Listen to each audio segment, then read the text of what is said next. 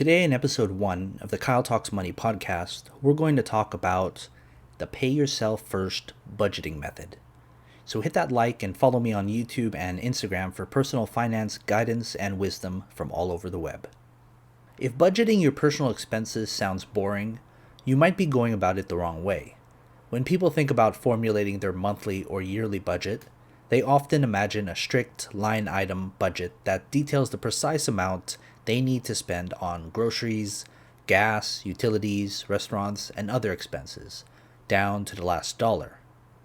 Many financial advisors and planners recommend that you take a different route and pay yourself first when you get your paycheck, rather than starving your savings account to feed the bill collectors. So let's talk about type A versus type B personality budgeting.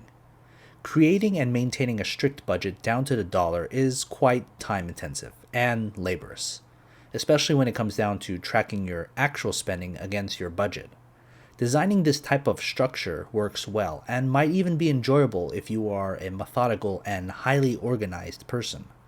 If you don't get excited about developing and adhering to this kind of structure, try the pay yourself first method.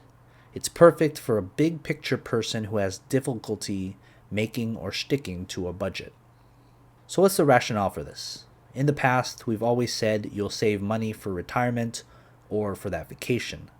However, when your paycheck comes in, it seems to get used up by bills and unexpected expenses, and any surplus gets frittered away on a dinner out, some fast food, or trips to the nearest Walmart for non-critical items. So you tell yourself that you'll save money from your next check, but the cycle repeats itself, and your savings never seems to grow. Instead of waiting to pay yourself last, when there's nothing left, make yourself a priority and put aside money into your savings first.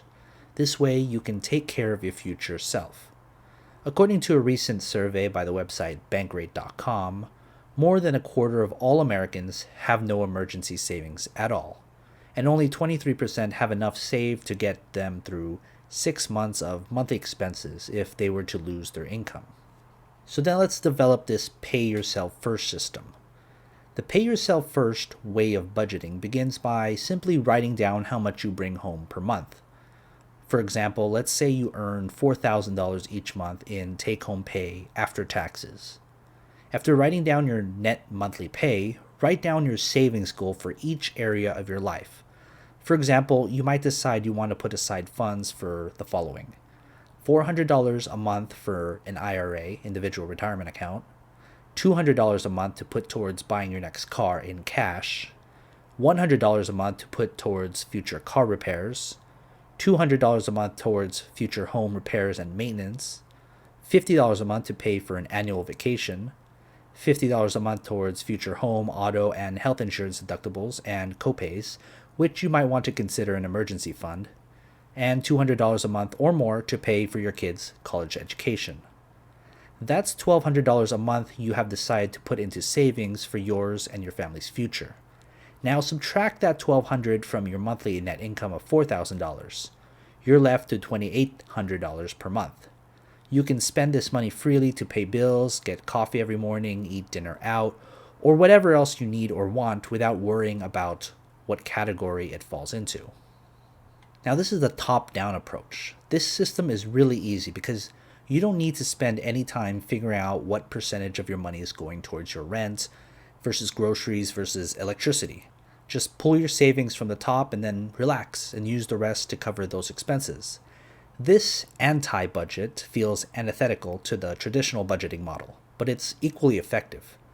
The entire point of a budget is to make sure you're hitting your savings goals without letting overspending in other areas eat up your excess funds. The traditional line item budgeting model is a bottom-up approach. The pay yourself first method is a top-down approach. Both are fine.